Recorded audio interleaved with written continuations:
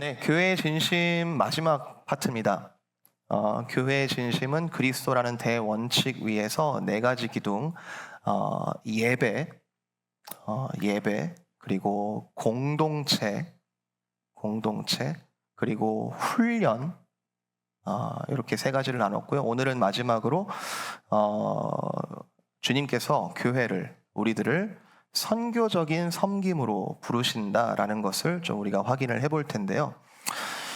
이게 네 가지 중에 제일 마지막에 오니까 꼭 선교는 마지막 레벨에 도달한 사람만 하는 것처럼 느껴질 수 있지 않을까, 이런 생각도 좀 들어요. 나는 아직 예배가 회복이 되지 않았는데, 나는 아직 공동체를 제대로 누리지 못했는데, 교회도 못 찾았는데, 나는 훈련이 안 된 것 같은데 하면서 이제 선교라는 거는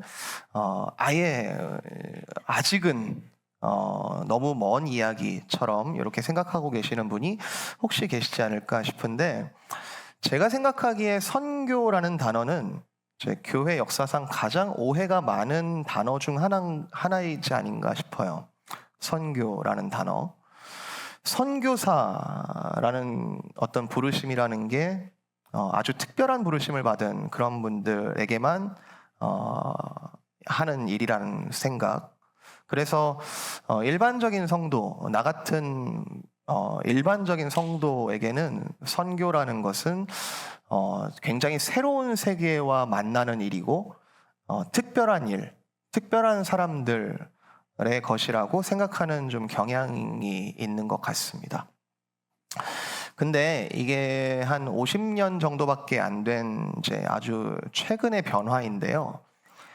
새로운 세계의 영역 자체가 많이 줄었습니다.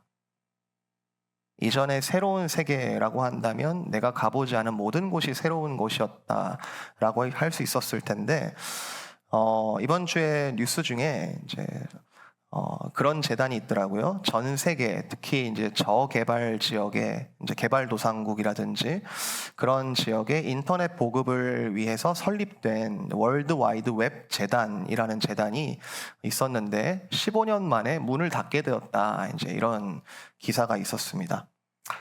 문을 닫는 이유는 뭐 실패하거나 뭐 재정이 악화돼서 문을 닫는 게 아니라 목표가 달성됐다는 거예요. 그 재단의 목표. 인터넷 접근성이 70%, 전 세계적으로 70%까지 달성이 되었다. 이게 뭐 좋은 건지 나쁜 건지에 대한 판단은 좀 밀어놓더라도 우리가 맘만 먹으면 사실은 새로운 세계에 대해서 접근성이 많이 확장됐다는 것을 여러분 느끼실 수 있을 거예요. 여러분 유튜브를 보시게 되면 아마 보시는 것만 계속 보시지 않을까 싶어요. 어떤 분이 그러더라고요. 이상하게 이제 유튜브를 보면은 찬양이 한 20% 나오고 가요가 80% 나온다고. 그건 여러분 당신이 그렇게 봐서 그렇다고. 뭐 요리하는 거 좋아하시는 분들은 요리에 대한 이야기 계속 나오실 거고, 뭐 어떤 여행 가는 거, 어디 가고 싶은 나라가 있으면 거기에 대한 영상이 계속 뜨겠죠. 계속 보는 것만 보시게 될 텐데, 여러분 찾아보시면요, 오지에서 라이브 방송하는 게 꽤 있어요. 진짜 생각하지도 못했던, 우리가 지도를 봐가지고 도대체 여기는 어떻게 가는 곳이야 하는 곳인데, 그런 곳에서 막 라이브 방송하는 것도 꽤 있고요. 이런 것들이 기술적으로 그렇게 어렵지 않게 되었습니다.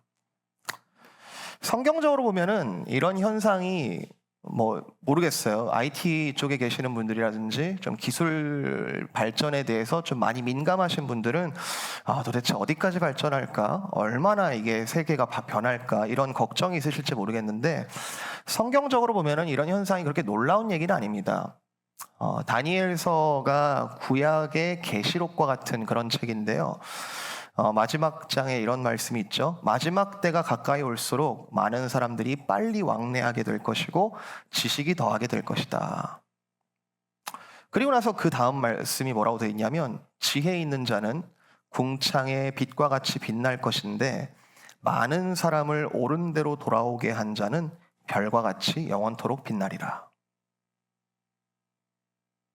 로마 카톨릭에서는 이런 이제 특별한 일을 하는 사람을 성자라고 부르죠. 성자로 시성하는 그런 일들이 굉장히 어려운 조건들이 있는데, 그리고 구약 성경의 맥락으로 보면은 특별한 사람들이 특별한 사명들을 이제 받아가지고 그런 작업들을, 그런 사명들을 행하는 것들을 볼 수 있어요. 그렇지만 이제는 아닙니다. 많은 사람들을 옳은 대로 돌아오게 한 자는 별과 같이 영원토록 빛나리라. 이 말씀은 모든 사람에 대한 선교적 부르심으로 초대하는 거예요. 그리스도 안에서 누구나 성자, 우리가 성도라고 부르지 않습니까? 우리 서로를 세인트, 성도라고 부릅니다. 그리스도 안에서 다 선지자적인 사명을 받았어요. 그 후에 내가 내 영을 만민에게 부어주리니 너희 자녀들이 장래일을 말할 것이며 너희 늙은이는 꿈을 꿀 것이고 너희 젊은이는 이상을 볼 것이다. 이게 특별한 성자들의 이야기입니까? 특별한 선지자들, 특별한 선교사들의 이야기입니까? 우리는 모두 다 왕 같은 제사장 역할을 합니다. 저희 교회 주제 구절이죠. 그러나 너희는 택하신 족속이요 왕 같은 제사장이요 거룩한 나라요 그의 소유가 된 백성이니 이는 너희를 어두운 데서 불러내어 그의 기이한 빛에 들어가게 하신 이의 아름다운 덕을 선포하게 하려 하십니다. 이게 목사들의 이야기입니까? 선교사님들만의 이야기입니까? 아니면 특별한 부르심의 그런 이야기인가요? 이제는 우리가 새로운 세계를 찾아가는 것이 아니라 사실 가만히만 있어도 새로운 세계가 오는 그런 시대이죠. 선교적 현장이 멀리 있는 게 아닙니다.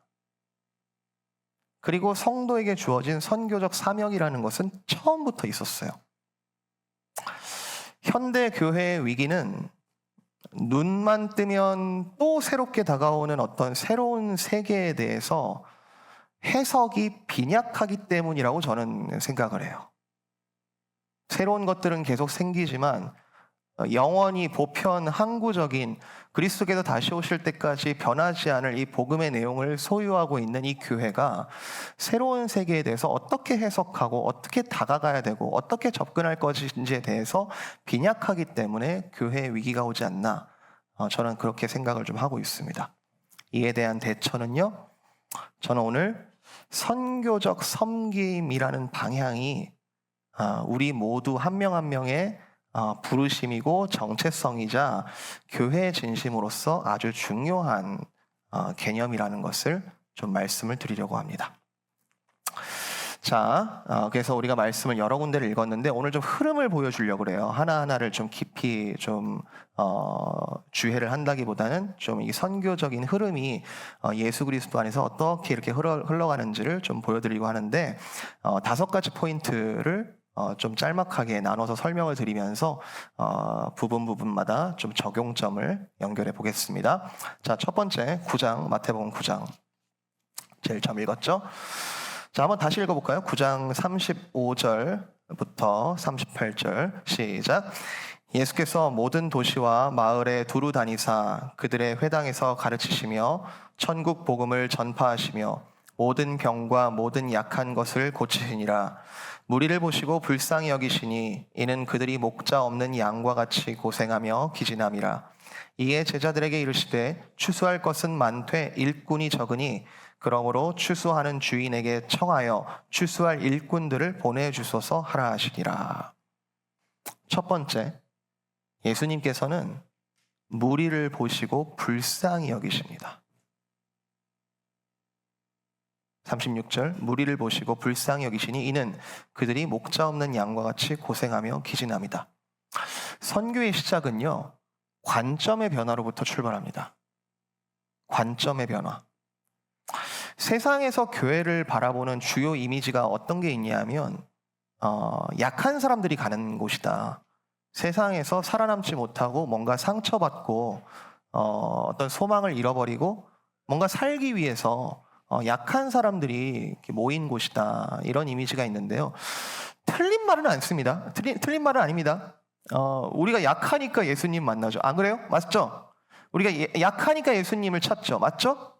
여기 예수님 필요 없고 나 혼자 강하다 그러면 여기 있을 이유가 없어요. 믿을 이유가 없어요. 나 혼자 그냥 알아서 잘 살면 되지.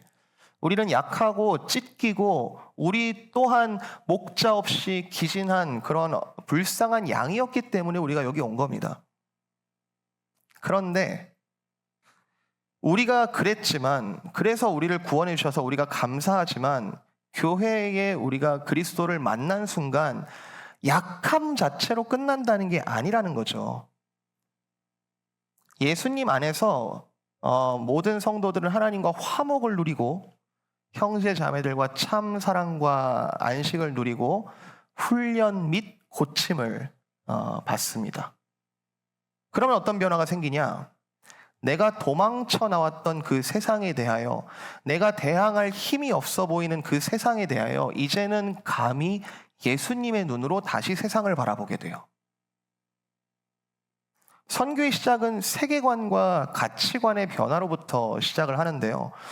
요즘 우리 훈련하고 있는 선교 훈련, 그 훈련하고 있는 이름이 뭐냐면 perspectives예요. perspectives. 관점이 변한다는 거죠. 관점이. 세상에 대하여 예수님께서 목자 없는 양과 같이 고생하며 기진하는 그 무리들을 보시고 불쌍히 여기셨다. 여러분, 이 관점이 사실 우리가 선교적으로 가져야 될 관점 맞습니다. 세상에 대하여 불쌍히 여기는 것. 이게 여러분, 세상에 대해서 이 높은 곳에서 내리 깔아보면서 아유 되게 불쌍해 이렇게 고압적인 태도로 평가를 내리라는 뜻이 아니에요. 패시브하게 어떤 패시브 다이그노시스가 아니고 아유 되게 불쌍하구나, 여기도 불쌍하구나, 그렇게 하는 게 아니라 내가 그 불쌍히 여기는 그 세상으로 내가 나아가겠다라는 액티브 컴패션이에요. 적극적인 공감이죠. 정말 찢겨서 구원을 부르짖고 있는 현장일 수도 있고요. 내가 그랬듯이 정말 찢겨진 그 자리. 또는 반대로 이런 경우도 있어요. 우리 하나도 문제 없는데요? 우리 행복한데요? 하면서 도리어 교회 다니는 사람을 되게 불쌍히 여기거나 도리어 그리스도를 믿는 사람들을 조롱하거나 그런 현장일 수도 있습니다. 그렇게 됐을 때는 공격을 우리가 받죠. 그러나 실제는 뭐라고요? 우리의 관점이 변했을 때 실제는 뭐라고요? 목자 없는 양과 같이 정말 불쌍히 그리스도께서 여기신 것. 괜찮다 행복하다 말하고 있지만 사실은 목자 없는 양과 같이 기진하여 쓰러지고 있는 바리새인들 괜찮다 생각했습니다. 유대인들 우리가 무슨 문제냐라고 생각했습니다.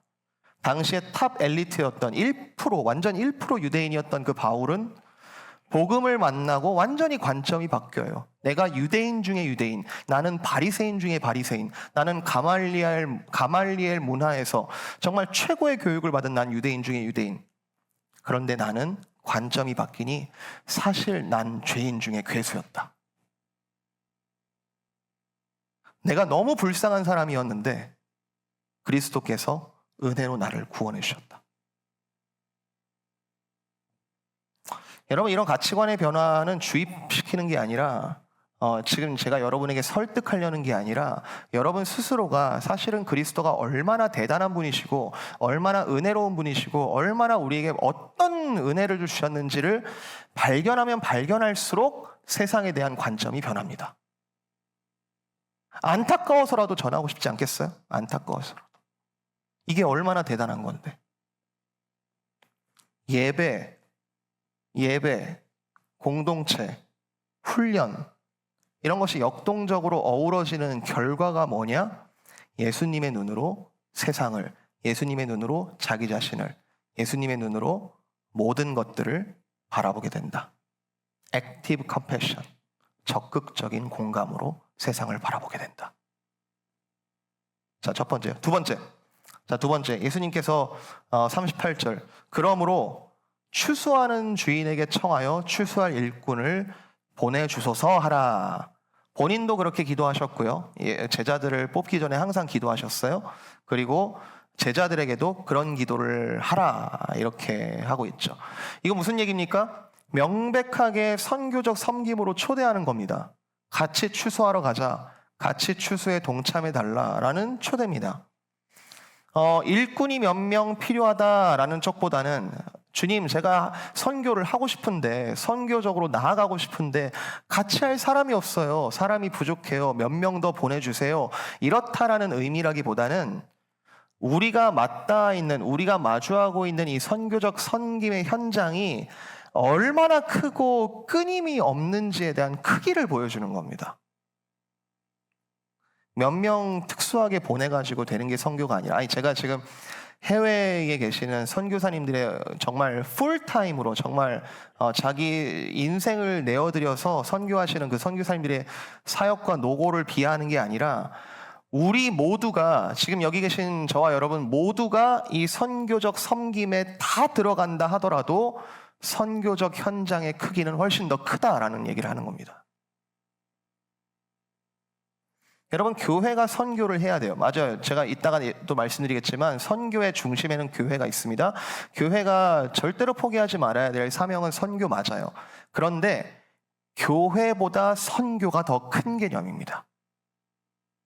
교회 안에 선교를 담는 개념이 아니고, 교회 안에 선교가 특수한 어떤 사역이 아니라 선교적 부르심 가운데 교회가 동참하는 거예요.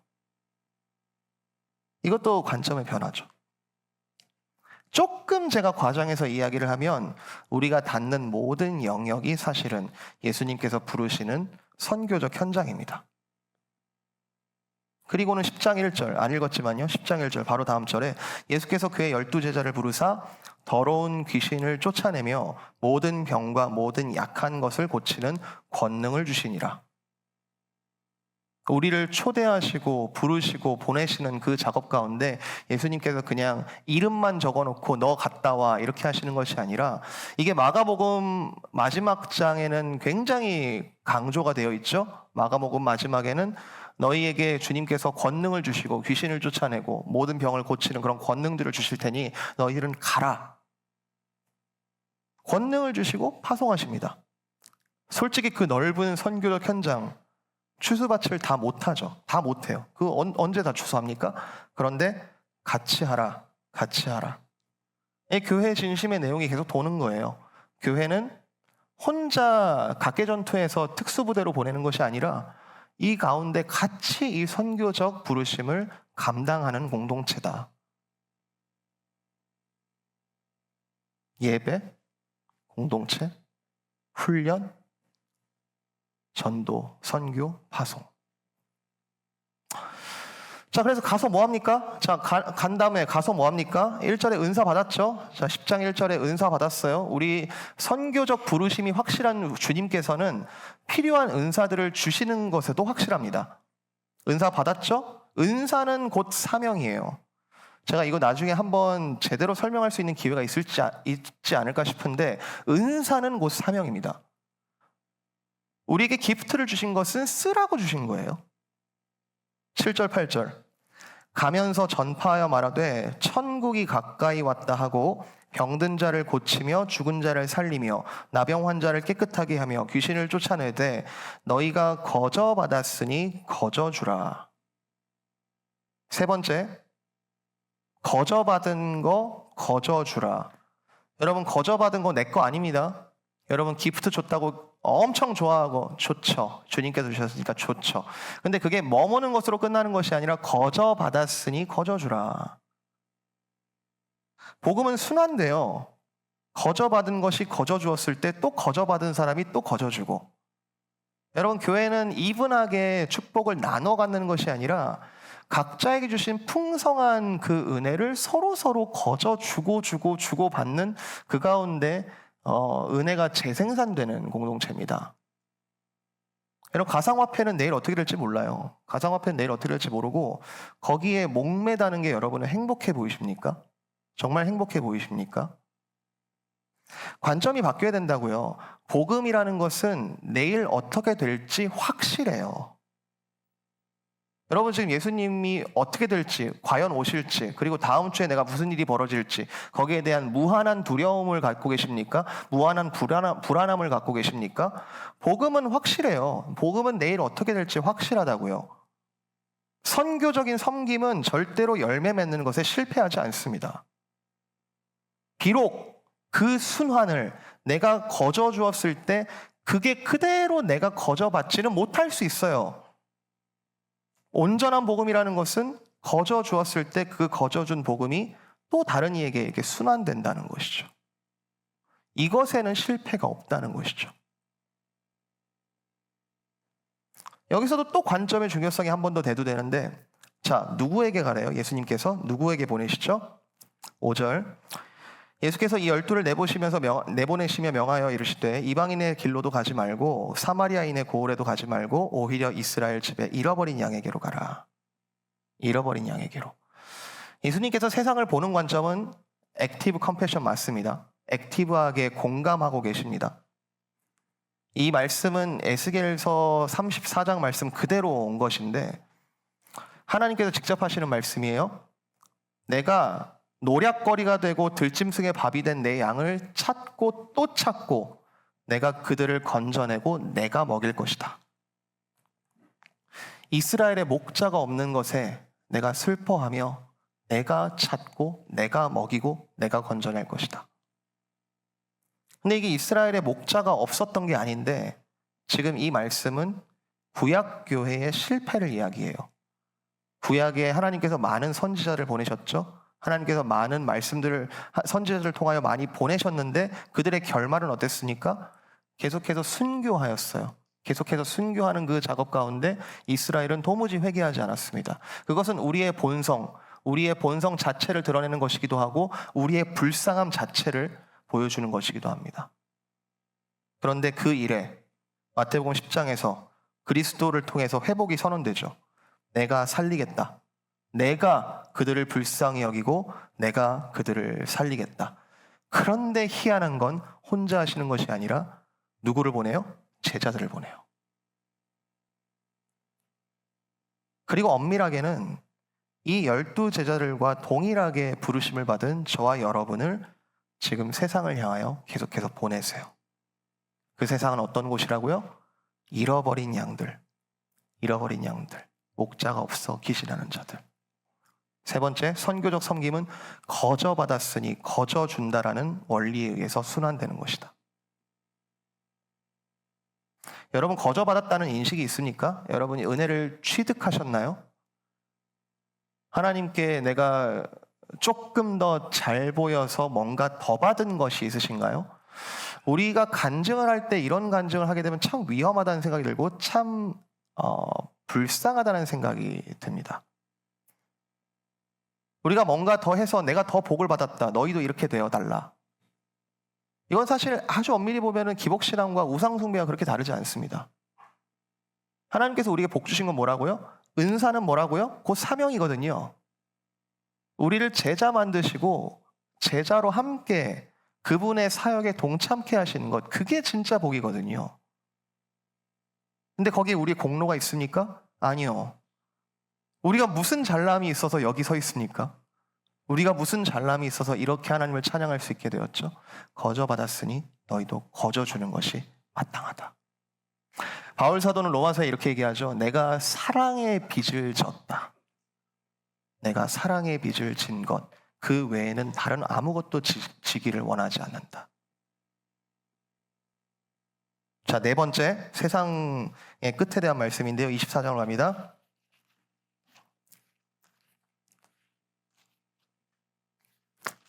네 번째, 24장, 세상의 끝에 대한 말씀인데요.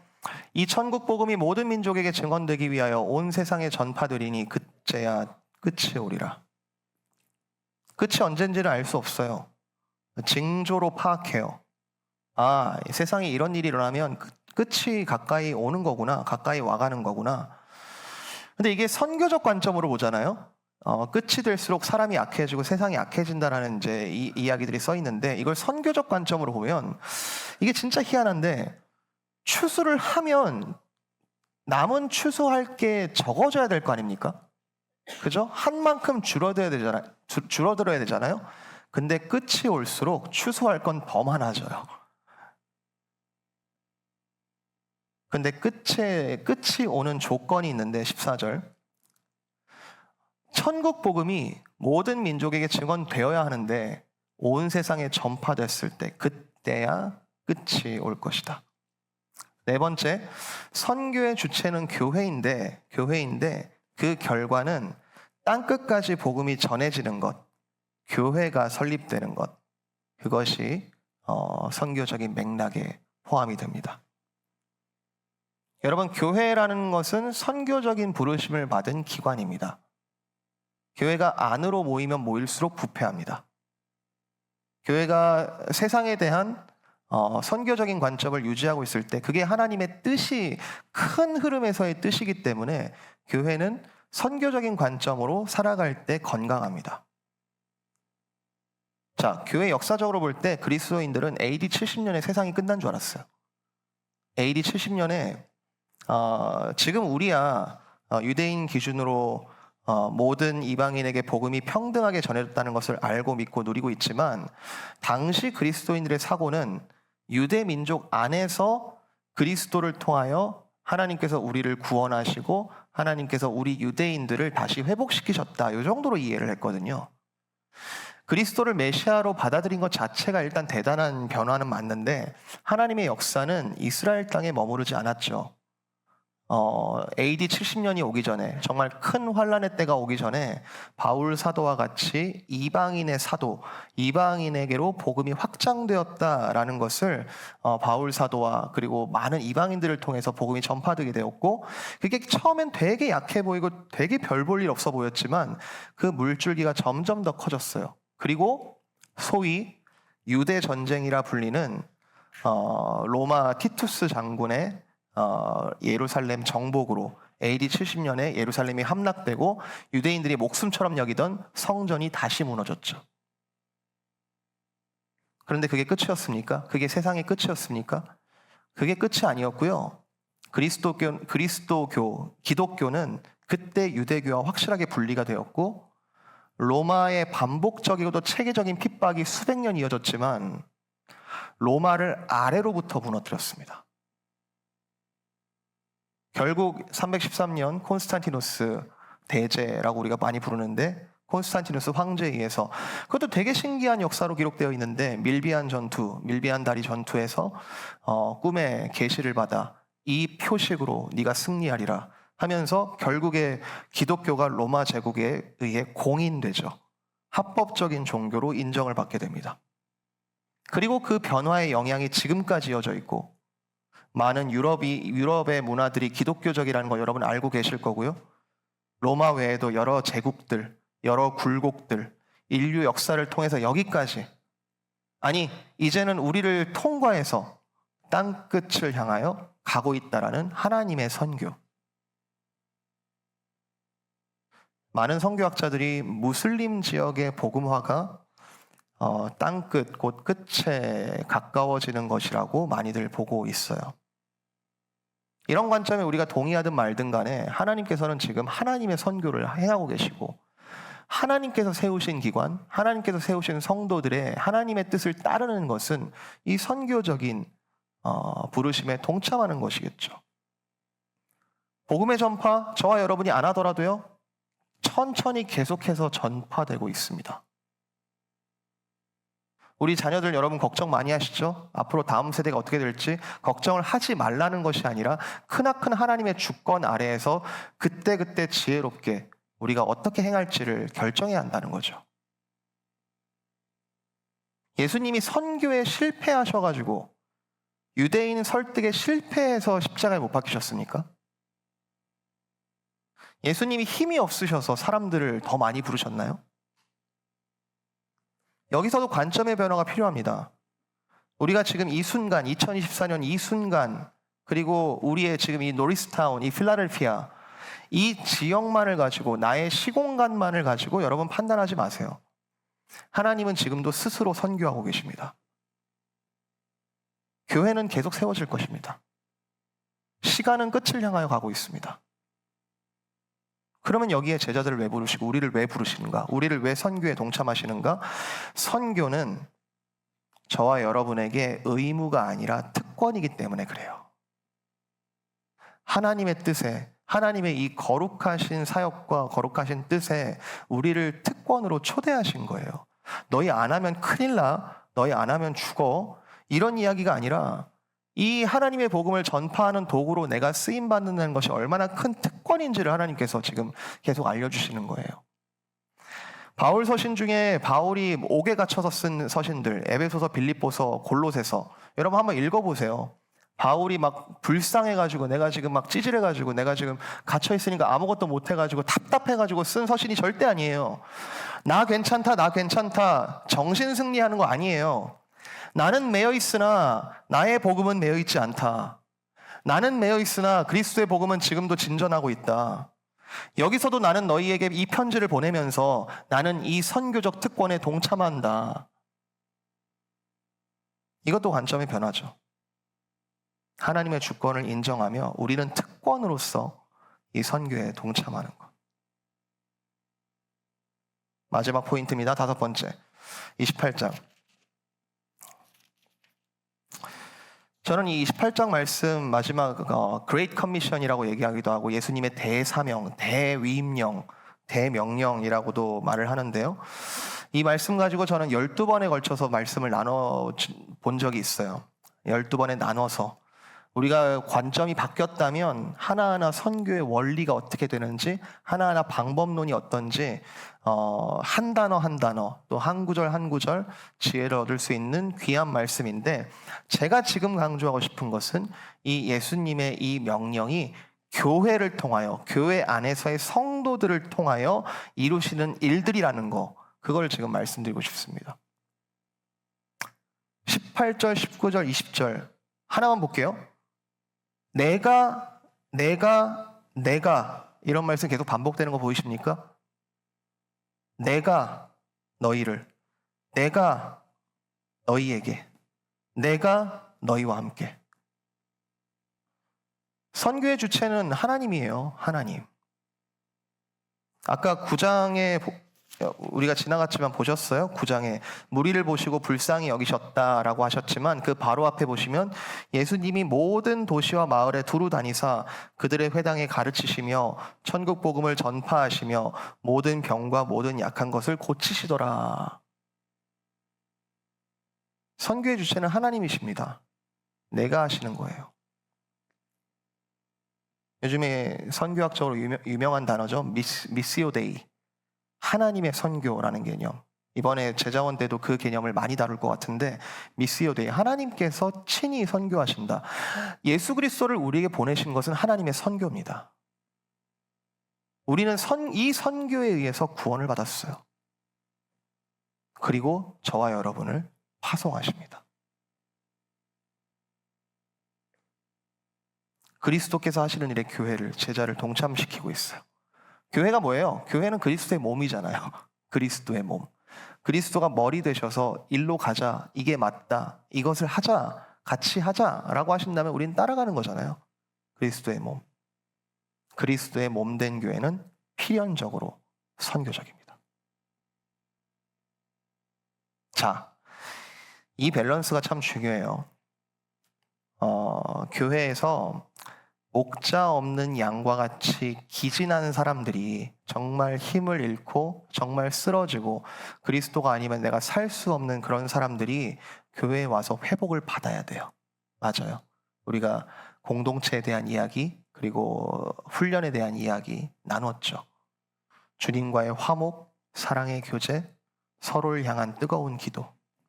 그런데 교회의 최종 목적은 거기가 아니고 함께 주님과 나아가는 거예요. 여기는 베이스 캠프예요. 여기는 훈련소예요. 여기는 연습실이에요. 그런 관점의 변화가 필요합니다. 예수님은 교회를 세상으로 파송하세요.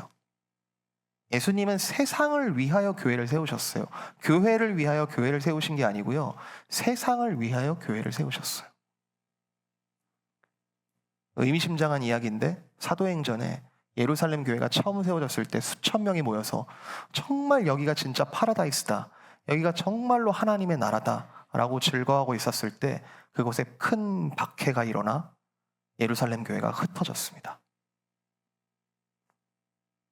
하나님께서 안 입고 와서 너희를 그거 안에서 안 입고 와서 핍박을 통해서라도 하나님께서는 이들을 흩으시고 세상으로 보내시고 선교의 사명을 감당케 하시겠다는 뜻이죠.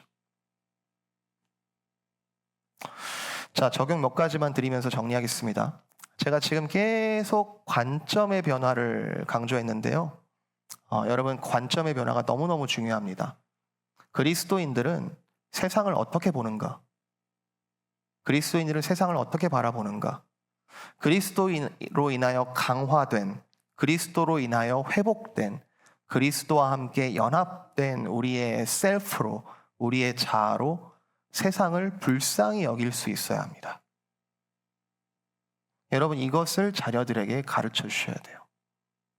세상에 벌벌 떨면서 거기에 네가 설 수 있는 그 조그만한 그 자리 쟁취하기 위해서 열심히 노력하라. 이건 엄밀히 말하면 성경적인 관점이 아닙니다. 그리스도에 대한 적대적인 사상들을 여러분이 유튜브를 보든 많은 사람들을 만나든 여러분의 직장이든 여러분이 가게 되는 그런 현장이든 그런 적대적인 사상들을 여러분이 말씀으로 분별하고 불쌍히 여길 수 있어야 합니다. 가끔은 우리가 세상이 막 맹공을 하니까 막 교회를 막 말살을 하려고 막 엄청 조롱하고 우리를 핍박하는 것처럼 보여도 하나님의 주권적인 선교가 지금도 진행되고 있다는 거 여러분 믿음으로 선언하셔야 됩니다.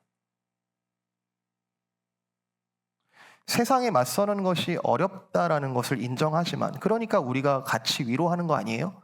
그러니까 우리가 같이 말씀으로 다시 위로를 얻는 거 아니에요? 그러니까 우리가 교회 공동체 속에서 다시 한번 진리를 발견하는 작업을 하는 거 아니에요? 세상에 맞서는 것이 어렵다라는 것을 인정하지만 그리스도 앞에서는 어렵지 않다라고 여러분 선언하셔야 됩니다. 오히려 십자가로 세상에 뛰어들어서 영원한 부활로 화목을 이루신 그리스도의 능력을 이제는 성령을 통하여 우리에게도 있다는 것을 여러분 인정하셔야 됩니다. 우리는 패시브하게 살아가는 사람이 아니에요.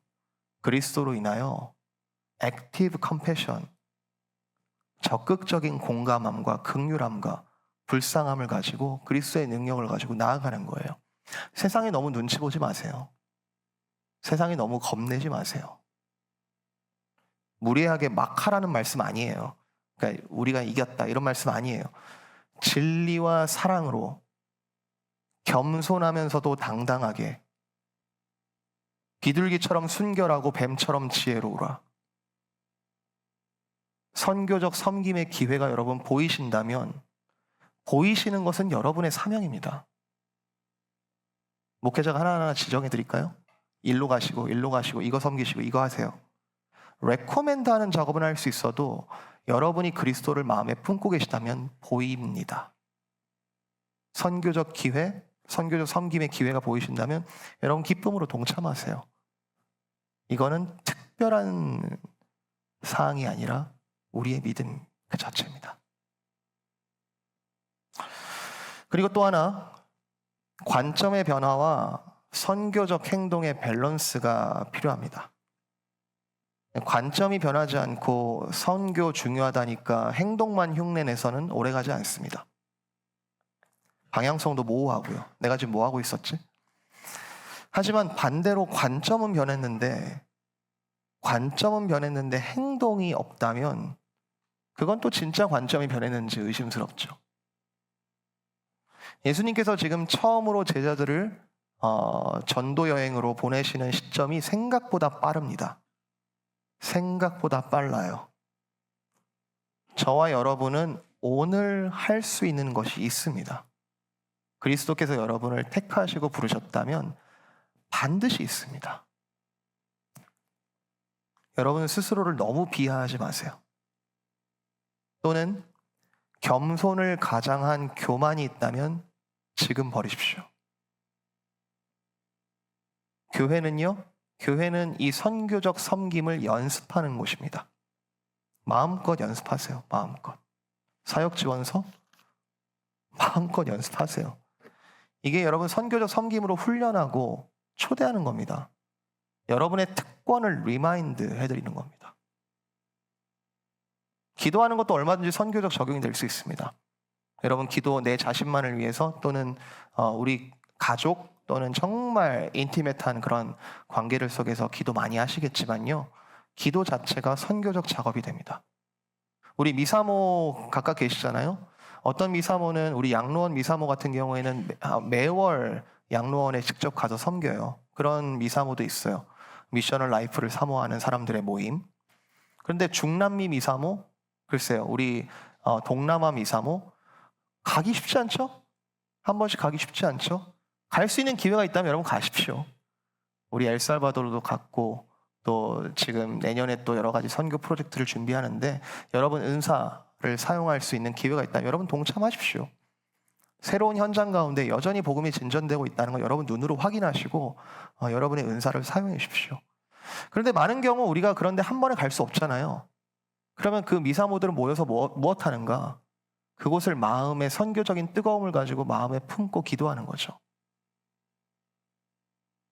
이 안에 우리 선교사님들 기도 제목 보셨어요? 우리 엘살바도르 황병철 선교사님 이런 기도 제목 있었던 거 여러분 확인하셨어요? 18년 된 노후 차량을 교체할 수 있게 해달라, 할 수 있도록 기도해달라. 여러분 이거 인간적인 푸시가 아니라 하나님의 역사를 믿고 기도해달라는 겁니다. 그리고 같이 기도하는 거예요. 누구는 부탁을 받아서 기도하는 것도 있겠죠. 그렇지만 여러분 세상을 긍휼히 여기신다면 세상을 긍휼히 여기신다면 내가 피해받기 싫어가지고 내가 그걸 생각조차 하고 싶지 않다. 이해됩니다. 이해돼요. 그러나 그리스도의 마음으로 우리가 세상을 다시 바라본다면 아무도 기도하지 않는 그러나 목자 없는 양과 같이 기신한 그 자리가 내 눈에 보인다면 기도하지 않겠습니까? 한때 한국교회가 북한을 위해서 기도하는 거 진짜 붐이었어요. 북한 교회를, 지금 북한을 위해서 기도하는 목소리가 얼마나 있는지 잘 모르겠습니다.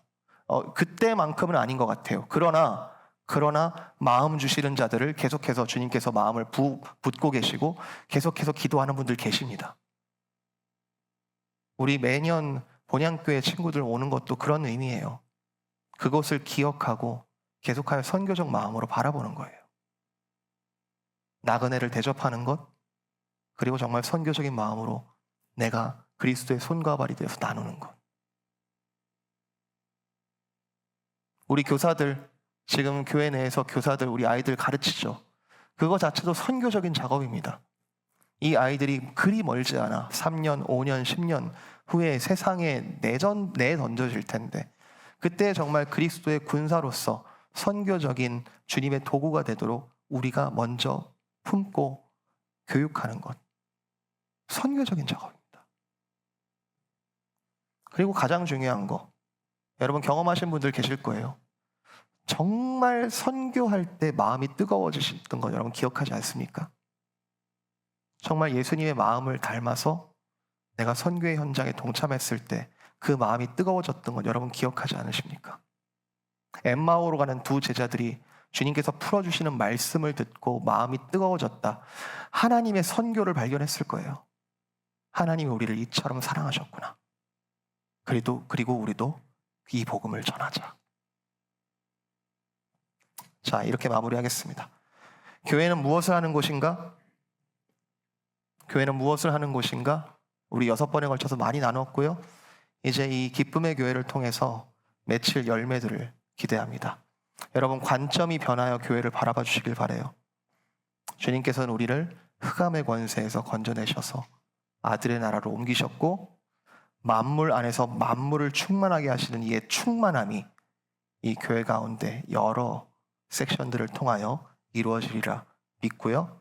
그리고 여기 계신 모든 성도님들의 선교적 섬김 가운데 충만하게 넘쳐나기를 진심으로 축복드립니다.